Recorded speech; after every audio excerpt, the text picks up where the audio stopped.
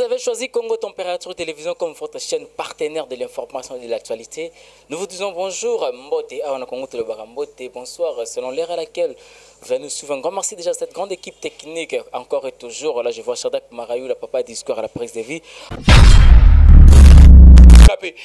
Carine ngazana bakobeba nakana Koffy yo Rolex yo mto côté la Carine boye boye ngabi oh ata ba bebani ata ba saso ya bino siko souci mneza nini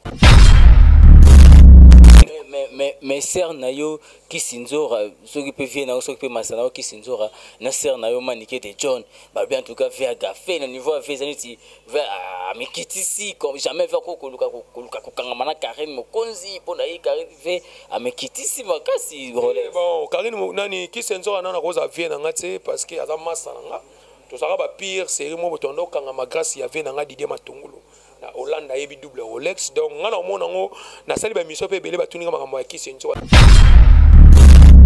est-ce que Olomide pesa pe nanze manga solo na yebi tse donc on eza mukolo kuta na Olomide so tunie question na ou bien mukolo kuta na kisenzo so tunie question na bon yende mtawe ba so ba pesa so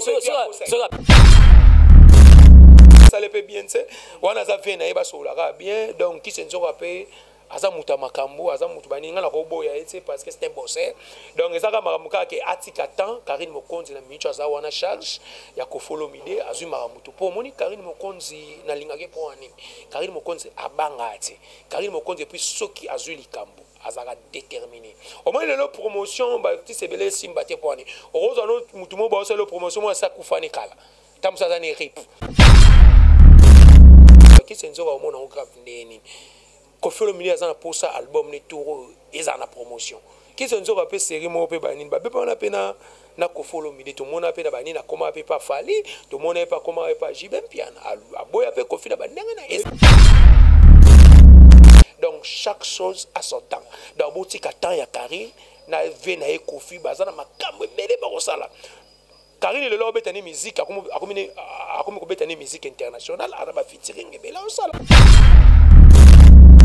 au moins que tu belé ba sepelité et ana ba fait belé internet tia ko kufa moi passer l'émission na Koffy Olomide disco et sali bango passe ba monet Koffy pourquoi Carine oh mais Carine azana ma camion Koffy Olomide mon atier Botala Congo température ya maman Rosette la fleur nadambu. Après avoir défilé là-bas, site Pola, mais cette fois Congo Température TV. Désormais, suivez-nous sur cette chaîne. Congo Température TV. Congo Température. La patronne, Rosette, la fleur d'amour, chaîne à solo. Émission religieuse. Théâtre, musique, environnement. Bah, émission sportive. Émission politique, donc, nulle part ailleurs. www.congotempérature.com. Pour nous avoir information à temps réel. Congo Température. Et y a mon pépé Asika. Ya Tobina, Congo Température. Et y a mon pépé Asika. Un grand merci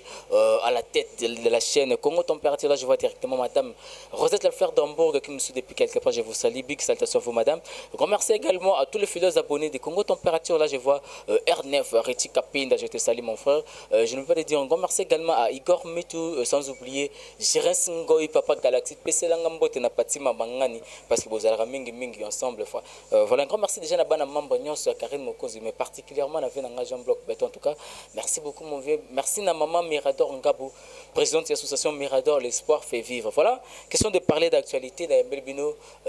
Rolex, Azapé Moko Eba chroniqueur, ou à Sarapé Moussale Malam, ou Yanné Tokomé Kampeko Soloma Solo. Concernant l'actualité culturelle, Nyonso, Toro Solo là, Moussou Bazolo Bango Bongo, Asundo Libana, et Akiko Bala, moi c'est Moussou, et puis moi c'est mon ani chroniqueuse, et comprenez que ça s'agit de Saratola, et na Diego Melito, et Tokolo Bepi Makambo, il y a rencontre Koffy Olomide, et émission, et longue émission, et comme featuring na studio, on ne sait pas, il y a pas mal de gens, Bazolo Balba, Moutamtazo interprété dans Dengenae, Koto, Moussou Bakomela, moi na Mouebara, Moussou Bakomela, Koto, voilà, ton solo, non, si j'ai na double Rolex à qui j'ai dit bonjour double Rolex. Ouais, bonjour Ndegonanga, en tout cas balobi Congo Température qui au senti vraiment chaîne na ebité quoi chaîne il y a un impact vous sentez que message ils ont comme vraiment mais babi mikolo to ran époque ya mutumo babi tati kayombo moi na poto ko ça c'est pour moni bana poto belé ba ko ça mais tati kayombo na Suède vous sentez qu'il est responsable vous sentez que tonton Moroboy yaya Moroboy père Moroboy vous sentez qu'il vrai jeune na solera bien tant nous avons na tati kayombo banini na Suède wana mbala mo directement na mon ami personnel privé babi Jason Tembo babi noir américain babi Jason Tembo Zambie a visa tara Zambie a visa na Zambie a billet après visa après billet tata tout de Rolex donc omoni ba série mo bo na no voyager ça grâce à massa na Jason Tembo mais ne zalaka ba yiba inga ba téléphone mais nzambe grand tellement ba mission kaka massa pas récupérer ce micro donc toza même moral do yo toza fiti député parce que amuta maye le monde ba Jason Tembo baba gêne le mito so sala ba te ba gêne te ke ya ba kenda ba poto te pona ki voyou ba kenda poto te po ba linga basi ba kenda poto po ayebi ke lobby fo ya ko servir mboka na yi dato na omoni na mona ba mo grand pote Neville Mukoma o ça c'est force de vital caméra asbel wa do ba ba za patu ya mayele moi le ba double Rolex to comprendre vie faut aux ana bateau mito so sala et ateke mutu mo bo ba ni neti grand pote Serge Mbokila ayib sa nga présent bana ba bola na poto abi ke double Rolex ba bino ne boza bo be mission sa madame otala maka o linga te na ba te voir o boire bateau mission so boire ba o zo gagner rien à ta petite sœur n'a Nicolette le coq qui n'y aura pas on a formé en France donc on va bien que cette fois-ci on va boire à n'importe qui est na TV pour Moussalo tout ça les avis na tout foutre là-bas parler tout ça va responsable donc ça banne avec la chair donc on va attaquer na boire qui on a TV yo no vani ba ni à $20 à 20 euros c'est donc yo moni cette fois-ci c'est bon que arrête tout le monde doit se laver double Rolex à boire et sur la mais donc va dormir dans la chambre. Voilà, merci, c'était la double Rolex. À part ça, et bonne santé, bah, ouais, santé, ça l'a bien, bah, ni deux fois, c'est au monde de la double Rolex, au santé, il faut ça là, au monde, faut ça là, donc, Mikolo, babi, massa, n'a junior, fait une zanza, ben, la double Rolex, yo, ça mouta makambo, l'homme a goûté, c'est un Mikolo, faut ça la calme, donc, t'as la kimia, et puis, n'a mon nzambe, donc, pas la biso, man, nzambe, nyon, ça la gagne, tokos. Voilà, tout à l'heure, autour de Bakeno, il faut vous accompagner dans tout et c'est là que mais aujourd'hui là makambo belezo les surtout na mêlée culturelle na biso et puis la mêlée chroniquelle na biso les lobazo le bakeno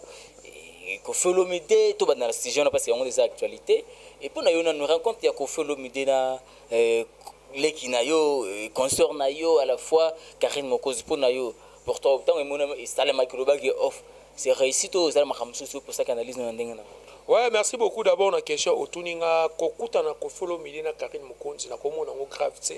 parce que Carine c'est un bosseur. Au moins na vie ne toza boye le lo batebele ba boye ra Carine batebele ba critiquer Carine mais ba éviter que Carine aza bosseur. Carine Mokonzi abanda déjà ba misala ni kala marié na âge petite sœur mais abosa banana ba Congo mikili tala ko ça déjà na ba âge wana déjà qui tam sopi ba chroniqueur be le lo pe belé bazara tu donc il faut laisser temps en temps Koffy Olomide aza Mikolo to bengi papa papouche, tant to bengi papa papouche parce que tu comprends que on dépêche ça va te mettre ma passe. Si tu fais pas ça va mettre ma passe. Oh bah un esprit à Rolanda ba vie privée bateau, oh bah un esprit à baketo. Mais net nga double Rolex na landa nga vie mutu c'est. Donc nga na la vie nga na sa chemin nga na sa makambo nga. Donc tant que peso muté ma passe, so moni Koffy Olomide na Carine Mokonzi ba sa makambo. Bon so tant ba sala pe na Carine Mokonzi ba no sa makambo. Papa Koffy Olomide papa papouche sala yi wapi. Donc et là ça que so que moni bato bazo ka muté ma passe donc et là ça qui va ba Carine Mokonzi aza petite sœur ya Koffy Olomide. Koffy Olomide aza mwana mboka. Aza star o le beta ba 4 zénith, abeta ba 4 kora, azo ba 4 kora, abeta ba sala danger. Tant Koffy Olomide comprendre que Carine Mokonzi aza na makambo. Pour Koffy Olomide pas sali ba promotion, ya ba tebele, asali ba promotion ya bato belé banini mais à moins pendant que oh non bato ngoni na osala ba makambo na opesa ba makambo banini ba disque ba osala ba mais ba okata banzadi mais ko poni oh mais le soki mena album nanga les jeunes parce que album bato bazo c'est là yango so le na pesi chance et pas ya petite sœur na Carine Mokonzi aloba ane bien au moins que bon nanga yo marché ce ko asala nini pour bino bo sali ba makambo Koffy Olomide bo sala ni ba style ba journaliste belé ba zefemela Koffy ba kati banzadi fort ce qu'on appelle que Carine Mokonzi na makambo yango na Carine na Carine Mokonzi parce que souci album ne faut et bêta parce que les gens déjà souka l'album ngana yo comme maquette wana na yo ba nzembo veyemba mais na comprendre pas que c'est mes vieux baloba via sila mais basala que rêve na niveau Koffy Olomide il faut que Carine Mokonzi pour album na ya nini wana simba c'est bon au moins ni soto lobi bon na sens nini Koffy Olomide faut boy baba guerre mo pe bazana na okala na Carine Mokonzi o banda pe lelo pe que Carine Mokonzi pe l'air mo ba série mo bazana ba rangi photo lo bango ezate que TV to ka poto kosa ba beba na pe ba série mo be Carine Mokonzi pa lo bango ke ba to pe banda ngela mo ba otinda pe ke afinga Koffy Olomide to yebiango mais Carine Mokonzi a comprendre que lelo comme une professionnel Carine Mokonzi ko mo beta musique le to monde na kata studio na Koffy Olomide bo yebe lo ni o ba préparer o lo ba to o ba yeba sima ozongo pa donc mutu atala ka carrière Carine lelo ndinga zana za déjà ça Carine za sune lo prouver ba tuté parce que atala maka Carine Mokonzi lelo comme na ba titre pour ça émission il faut cha combat Carine Mokonzi parce que yebi sans so kutana Koffy pa atala ke Koffy za prêtre yebi sans ngeza na ba misu ba journaliste belé pe ba tia Koffy fa ça l'émission na Carine a ça l'émission na Koffy Olomide Carine Mokonzi za pe na kina ça pe ba succès matériel ça l'émission na Koffy Olomide mais lelo vene Koffy Olomide a pesi chance wana ba ça l'album ba ça la émission au moins que bato belé ba sepelité et ana ba fait belé internet tia ko kufa moi passer l'émission na Koffy Olomide parce que et sali bango passe ba net ah Koffy pourquoi ka Carine oh mais Carine a na makamion Koffy Olomide mais ser na yo ki sinzora so ki pe vie na so ki pe masana ki sinzora na ser na yo Manicke de John ba bien en tout cas vers gafé na niveau vers aniti vers amekitisi comme jamais vers ko luka ko kangama na Carine Mokonzi pona yi Carine ve amekitisi Makasi bon Carine nani ki senzora na ko za vie na ngate parce que aza masana nga to saka ba pire série mo botondo kangama grâce ya vie na nga Didier Matungulu na Hollande yebi double Rolex donc ngana omona ngo na sali ba mission pe belé ba tuninga makambo ya ki senzora omona ngo grave neni Koffy Olomide azana pour ça album ne tour eza na promotion ki senzora pe série mo pe ba nini ba be pa na pe na Koffy Olomide to mona pe na ba nini na koma pe pa fali to mona pa koma pa Mpiana aboya pe Koffy na ba ndanga na eza we pe ki senzora pas ta muso ba comprendre est-ce que JB nani plutôt ki senzora ça pe na Koffy Olomide et puis Koffy Olomide prometaka yepe nzembu n'est-ce pas Rolex ouais. Mais c'est si ta mususu lokola mona pesi été yango pesi bakanda comment ko pesa mutazana soki chroniqueuse soki konni walubanga omoni sko eza ndenge nini omoni Koffy Olomide d'abord aza mutamayele ozo comprendre ki senzo na moni oza mutaba recherche ki senzo na yebi nzembu wana Koffy Olomide la kakaye fa pesa nzembu nzembo wana na yebi yango Koffy Olomide na yebi te soki eza na disque oyo eza wana eza mambo ya ba vie privée ya kisenzo etake nga double Rolex mais na yoka semo Koffy Olomide est-ce que Koffy Olomide pesa pe na nzembo nga solo na yebi te donc wana eza mukolo kuta na Koffy Olomide so tourner question ou bien mukolo kuta na kisenzo so tourner question bon yende mutawe ba so ba pesa so ka pesa yo pol ngo yoka nzembo wana ngapele nga yoka nzembo ba nisi nga ba yoka nzembo na nzembo album ya légende oyo mais légende na yebi mite to yoki ba nzembo Koffy Olomide ba otsoka ngo na sensi bakanga plus de 800 choses. Mais ce qui a payé qui Rolex, tam so ata webinde monde ngo etambola. Moi extrait na studio. Moi nini? Moi promotion. Donc yango sko bilo musu tamsu yango tamsu ça le peut bien c'est. Wana za vient na yeba so la bien donc qui senzo rapé aza muta makambo aza mutu baninga na robo ya etse parce que c'est un bosseur donc ezaka makamuka ke atika temps Carine Mokonzi na micho aza wana charge ya Koffy Olomide azui makamutu po moni Carine Mokonzi na lingake po ani Carine Mokonzi abanga ati Carine Mokonzi puis soki azui likambo azaka déterminé au moins le promotion ba ti sebele simbate po ani ozo no mutu mo ba so le promotion mo sa kufani kala tam sa zane rip yo beke mutu mo sa le promotion mais ça daya parce que bisa promotion ici promotion fabrication de quoi simbité le quoi Carine Mokonzi atika c'est au moins batu misuku to kobeta ba masolo na bango te na micho to beta masolo verambo to beta masolo Koffy Olomide yo betela masolo ça question na ngai yo ko répondre na yanga pe na bi mikolo to beta masolo verambo Koffy Olomide ta na problème na fabrication te na roza na problème maintenant na problème ni po yo obeta masolo ya Koffy Olomide o tu na ngama mo ba question mo yanga pe na bitin na micho double Rolex obeta masolo ya Koffy Olomide songe ya mbele papa papouche papa makambo papa béton papa makambo papa ba fer papa légende ok tout ça na makambo biso tout ba double Rolex to la libanga au centime na Koffy Olomide ba double Rolex journaliste et patron donc tala niveau parce que yo me manga ma solo mo boy ba ni no mo te ma solo mo boy na po to beta ma solo Koffy solo mo to beta ma solo Koffy grand prêtre Koffy Olomide question na tuna komba mutani za ba solo ça to pona bongo te za ma solo ngana ba ke ngana ko répondre te po to beta ma solo Koffy Olomide puis to beta ma solo ya Carine Mokonzi mama beta o azana succès na internet mikolo et puis muto azana makambo pour mikolo to mais Koffy Olomide quelque part on dirait que ça la bon quand il m'a featuré na Carine Mokonzi on dirait ça message moko indirect sur lancé pe na ba journaliste c'est parce que je rencontre na bango abenga Carine Mokonzi il y a presse congolaise. Or, tu as vu que nous, Koffy Olomide, a pu faire un petit billet à journaliste. Quelque part, ça y est par un règlement de compte ming. Ouais, tant que tu as bien une icône parce que à mon exemple, tant que mon chadra qui mon local. À ça la boulot est bien. Les lois en Congo température. À ça boulot. Il y a un éthiopie bani na tala rope be mission ça mais le y a mis double Rolex. Na senti mais ça y mutu mo boy bo ça les missions te. Na rolo ba peut mais chadra qui grand réalisateur mais on peut s'en journée donc na comprendre que on a boulot peut-être monsieur na ba monsieur ba na combo ko le comme yo l'équipe on a boulot parce que on ça musa no bien donc on sait na maman o ya colochene yo madame Rosette fleur d'amour en tout cas mère il na za na faut baxeler sous salaire parce que on ça musa bien et à peine tu Koffy Olomide tant Carine a comprendre que a benga icône et ça normal parce que ça senti que ba octavo pena Carine a commissaire maloba zo loba et puis ba mission to salé na senti que moi na za mission pour Koffy la landa ba interview miso ba voice sur bima Koffy lobi mais maman Carine na banda ko boya ko ça l'émission parce que na no mona ba mission za ka bongo mais tant le na poto ba ça n'est pas comprendre que mutu pas con là biso tout poto ça ba mission na ba internet tu ba tu et ça peut ba no corriger ça double Rolex ni boya zo loba trop boy point azo ganga mais le to ça peut ba maîtrise donc chaque chose a son temps dans boutique temps ya Carine na vena e Koffy bazana makambo ebele ba kosala Carine le lo betani musique akomi ko betani musique internationale ara ba featuring ebele osala botika tana e mutabundi vina luki pasitile la komi na poto pourquoi boyina e botika le temps parlons un peu sur ba audio wana ba voice wana double Rolex et na moni oza ba voice moko pa na wana mais on dirait ba voice wana zo partout ba fan ya Koffy Olomide ba réagir na occuper voice moko quelque part et maman arrive après à lobby côté musuna yoki et tout roba mona mu ba rapper à réagir on dit au moins que c'est que relation Koffy na Carine Mokonzi et que na musique te toloba c'est bon ba réagir na ndenge ya mabete surtout ki Koffy Olomide a pandi de part et d'autre c'est là non Koffy Olomide surtout landi na ba voice ebele Koffy Olomide a lobby abi mwana na Carine afinga na nini ezaka ba komonde ba pesa ngale mokoko ba ninetinga Koffy Olomide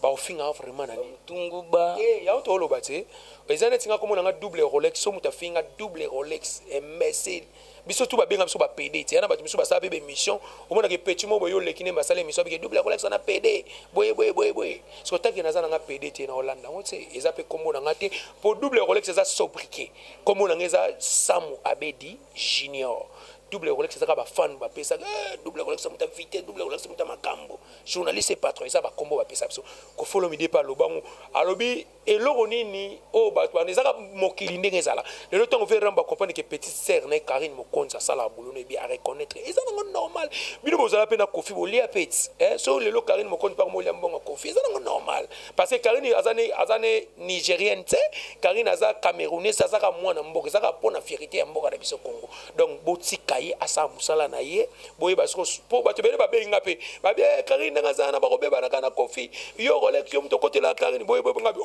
ata ba bebani ata ba saso ya bino so souci bino za nini tala nanu congolais mutema obuli kaka il faut ba bebana pourquoi bosko so ba soli na bango bien Carine na comprendre que vene Koffy sur l'année bien eza na makambo ya boulot donc boulot nyoso eza makambo ya nzambe to tika tanata. Mais si quelque part, un des membres comme au Kindle, au moins que pour te dire Koffy, tout le monde a déjà les réseaux sociaux partout Koffy Olomide au Kindle,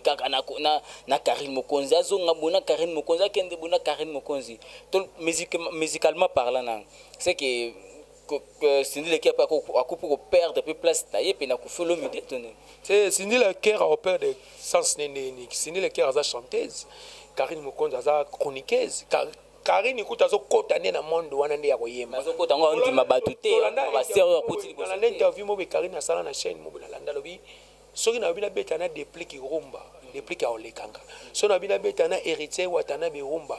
héritier watane ba olekanga so na bina beta na fabrigas rumba fabrigas a olekanga so na bina beta na nani Ibraton ba olekanga menga so na beta na musique na beta na neti coupé décalé mais on bet style wa kilelo donc tu vois et un peu Koffy va comment oh tout le monde déjà bord a déjà rafati ça il y a photo ndi bango Carine Mokonzi bo wana sala ba vie belé so na deux so na une semaine bani ne beta ba 680,000 sur des vues on est ça blague tu et ana ba mise belo mona ya kini bo tam so bet nze mo non et comment peut-être 100,000 vite vous mona ba so ça pe mission mo pe bet ba 50,000 ba 100,000 mais ba mise na so ba kokate so a moi ki atam so za na makamba bite ba ko beta pe lo mo ba beti papa ba pesi pe makamba na Koffy Olomide banini betipe to moni Koffy Olomide to betana rappeur wana banini pipipi ba wana banaza ikangi ono bon ya laissez le temps au champ. Carine azana makambo, Carine azana chance, azana étoile. Parce que ceux qui Carine Mokonzi azana étoile te malgré comme on a un niveau comme il est l'autre. Donc laissez le temps au temps. Ba minzambe asala mamna ndenge ninga na courage à Carine Mokonzi parce qu'elle est courageuse. Na niveau na ye na âge na ye makambo zo sala en tout cas faut féliciter. Et alors qui mutema mabe ba musu ba osana ba qui mutema mabe mais quelque part na cause à ta place bazala ata so balali na ndoto ba mona bena te fille aza mystique. Mais ça va te déranger souvent que non et au défendre de Carine Mokonzi bien cause à porte-parole parce qu'aujourd'hui quand on parle de Carine Mokonzi comme vous avez charge vous avez défenseur Carine Mokonzi vous avez porte-parole Carine Mokonzi ça ne te dérange pas au moins la Rolex sur le Carine Mokonzi c'est ngala koki ko déranger ngate et puis tant bobo tuna nga ba question na be monsieur ça ke bo tuna mambo ya Carine toto beta be monsieur belo yamba nga petit to beta masolo ya Matou Samuel est-ce que ce qu'on est na côté là pe Matou Samuel ou bien encourager Matou Samuel dans la foot non tout ça ba journaliste et natala ce Carine Mokonzi dans la relation bien aza pe film ba respectanga nga pe na respecter mais o ba benga ba charge jamais ko benga charge et ça ba titre ne ba bochaka a benga no charge n'est pas benga no grand frère v c'est ça normal parce que normalement que aza bien et puis asala pe ba tebe la sala ba journaliste belé oh le peke so le ba compétent d'agir ça grâce à Carine Mokonzi faut tous la reconnaissance beaucoup ba traiter de rancunier car problème risque à tout. Ouais, bon, bateau va créer, va rancunier, car bateau va Carine Mokonzi va faire ça, on a banda pour naïe, Carine Mokonzi va beaucoup là, bon, aller ça, bon, mais le bon, finir ça, caca, au bas bien, mukili, mutazani kamutu. Mais ce que tu as dit, Carine Mokonzi tozane bien, parce que nga Rolex ni na butu vana Carine tozane bien, mais na tsala olia na nda kunetse, ok, jour moté na côté na nda wa Carine alia, mais tout ça, ba relation, tam sous papa, ou me la pété pour mbala moi voyager kémiki. Mais toujours sur la ligne émission dans le bar bien pour parce que Nazar reconnaissant na ebi lobby ya lobby pe tamsu pe Carine na ko aider ngape na poto tamsu ngape double Rolex na ko aider pe Carine na mboka moko donc vu photo soigner ba relation et ça te que na ko yaka te que fona boya ka e pour anine ce que son na boy net Carine moko na finge ce que pour na zoanine. Voilà, merci beaucoup double Rolex question au sujet na biso suka yango to chité na biso na yango au talaki libala ya frère nayo ndeko nayo na sœur nayo Sarato la na Diego. Ouais, na mona ki on a ba réseaux sociaux ndenge salaka parce que biso vi na biso internet na mona ki ti ba désordre salami maman mwana ye ayo sa ba désordre donc et ça là inga sco passe et ça là inga passe na sens nini nous sommes des responsables moni comme on a dit avec le quoi d'abord réseau pe bisana nous personnalité na biso ba star bah tout ça ba responsable ba mona ba bilo wa bon en tout cas et ça là nga passe fort mais moni pe basi wana o lelo ba ko ça ba désordre na ba foyer tant to bala ka pe basi na oloba nazaka naître na oloba tant que éducateur baso na be bazane moi tamsu pe je communique tant en vivre na en ozo na valeur parce que Dieu communique tout monde pe ava ko tano pa be ritana pa na pe ko kemba to monde pe na banzela o yunga pa za mona kasavu aza leki ya masa na biso jolokis mais avanda na ndako ya mona mwasi wana o lobe kitamsa zo na valeur te yo kaka sto kende na opesa sko exemple na nga selonga na yeba jolokiso na yeba jeune wana kala na yebi kutu yane jolokis ozongo ba mais ko tango comme na ba niveau mo pe le nzamba comme fungola mutu ba moni pe le lo comme kepe ba poto na be héritier moi ma me fungwami batu musu ba rappel esprit ya mabe aipo abebi sa réputation ya artiste mais soki mobali pe na ndenge ya je que maman mwana nena bazala ni bien les lois de décevoir ya on to ba ka justice nzambe muti irlanda batu donc ils en a dévolé mais so pe fille wana pe a lo ba ni poto mo na o sa be mission maman mwana ni pa sa be mission lo ba ke mabe ya artiste mais soki pe zaki bongo nzambe ka muto ojiche bango pour nga na vie privée na bango te na ba ni te mais attends to mo na makamu yango ni to lo ba oyo tuninga donc ça dévolé soki cholo soki jeune wana Diego soka salaka maman moi ani mabe yeba ke nzambe pa ochichi parce que o nyoso so manase e futa manase so be maman moi na pas aki hypocrite ana ko kosa lelo pe lelo maka mfungami akobala ne soki saratola eza ngo pe mabe te saratola za moi si aza chroniqueuse ayeba ni pe aosa musana tamsu bolingo côté petit amebe na ke poti ba koma pe niveau babalana donc ba so ki pétant donc c'est ça na sens wana na ce qui fait mal les ça que parce que bana ba Diego milito atiki bana na maboko à la sœur bana ba otanga te bana mi balé moko cloué et puis moko so quartier so bana ba otanga te c'est ce qui fait mal double rôle aux a quand même responsable aux a parents je crois mais ils a été que sur bokaboni na mwasi nde osundula pe responsabilité to bana parce que bana nde bazala ka reflet ya mutu ba on doit juger par rapport ya façon de traiter papa na yo et wana siko soki ye vraiment Dieu communito soko talanga na linga na bien fort ayemba bien a chaîne mo pas à respect na yebiye to banda ko mona par rapport mutu mutakoma makambo ne mena na yebi que c'est un intellectuel atangi pe na ba ina donc ils a bientôt moni vie na biso batu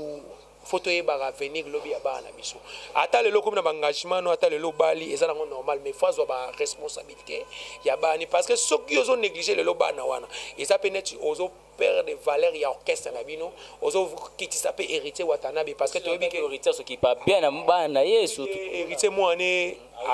a tu ko diplôme donc c'est ça donc ils a propreté mais soki pe batu ba osala ngona neka ba diminuer wa défaut mais soki peut-être ça ya solo soki alandi émission en tout cas abenga mama mwana ye azwa charge ya bana ato lingino moi cité mais zwa charge ya bana parce que bana outi boso lelo tiki bana ba ko pesa ba kindoki ka ba on est ba compliquer vie na donc c'est pas bien so mais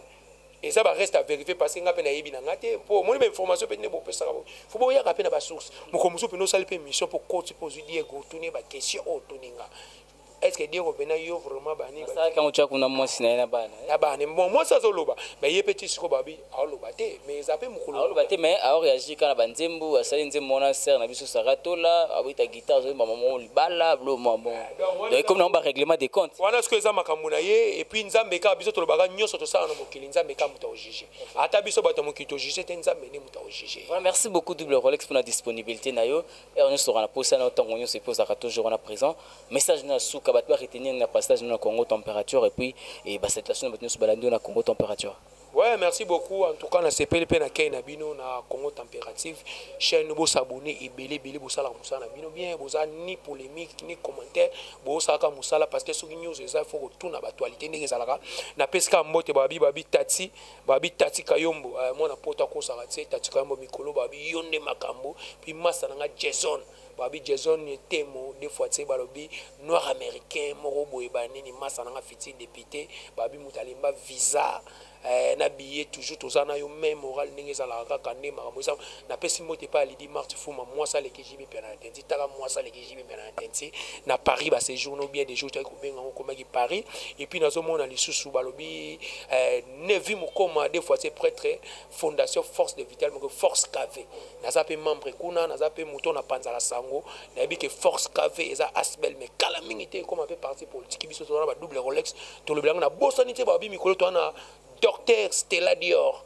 babi des fois docteur amayele banini na kati Afrique du Sud kuna docteur Stella Dior ton homone na mona maman doli mukoma motema ya Flore Fulani et puis Willy Moucheni na bosanité campote Willy Moucheni neka to sola venanga a violeki bango Willy Moucheni prêtre et puis numéro contact ngeza plus 243 89 680 67 70 na bande sous plus 243 89 680 67 70 bobenga barema puis la bosanité mikolo babi to ça époque il y a Serge Mbokila Sadi ya tika ngate Serge Sadi Mbokila en tout cas Niklati Lokoki na ozela kaka ndeito sola kaka Niklati Lokoki mama na Tricia nyokola ba on a formé na France en tout cas Serge Mbokila Sadi babiye pas mo na poto mo boye en tout cas pour babike bana poto bazana o mais Serge Sadi Mbokila oya loba ya wasala merci beaucoup comme prêtre nane loko flatter te mais na yebiki nzambe oya nga apeso so ebele po o aider batu poza mutema ya mawa merci beaucoup. Voilà, merci beaucoup. C'était là Double Rolex qui a été notre invité tout au long de cette émission. Un grand merci déjà à cette grande équipe de Congo Température, toujours là présente pour me tenir compagnie, pour vous informer. Voilà, grand merci déjà à Shadak Marayula. Pardon, Junior Fioti l'homme à Gouti, Junior Fioti Nzanza Masananga Mikolo Bomo na ba Gouti boy parce qu'il y a pe saka mutu Gouti. Donc Masananga ti Bomo na ba Gouti ba manete betami boza Junior Fioti Nzanza te fois te Masananga l'homme à Gouti. Tokos. Voilà, merci comme je l'ai dit tantôt, comme d'habitude, Shadak Marayula, papa discours à la prise de vie. Grand merci déjà à Christian Touremou qui dit papa qui à la régie finale pour Papa dire. Grand merci à fidèle abonné à Congo Température. Grand merci à Gérard Songo et Papa Galaxy. Mais c'est la gambote la partie Mambangani. Et c'est là qu'il y a bien fait. Tant au sol, en tout cas, la monnaie qui vient aussi, en tout cas, grand plaisir. Grand merci déjà à R9 Ritika Pinda, je te salue. Igor Mutu, je ne veux pas de vous dire un grand merci déjà. Et grand merci à Madame Rosette Lafleur d'Hambourg. Voilà, c'était là votre humble serviteur. Je ferme mes côtés toujours pour vous informer et vous mettre au cœur de l'actualité. Voilà, d'ici là, portez-vous très bien quand je vous dis merci et bye bye. Mon entier, Botala, Congo température, ya maman Rosette la fleur, Nadambu. Après avoir défilé dans la cité Pola, mais cette fois Congo Température TV. Désormais, suivez-nous sur cette chaîne. Congo Température TV. Congo Température. La patronne, Rosette la fleur d'amour, chaîne à solo. Émission religieuse. Théâtre, musique, environnement. Émission sportive. Émission politique, donc nulle part ailleurs. www.congotempérature.com. Pour nous, information à temps réel. Congo température, et yena mo pepe asika, ya tobina Congo température, et yena mo pepe asika.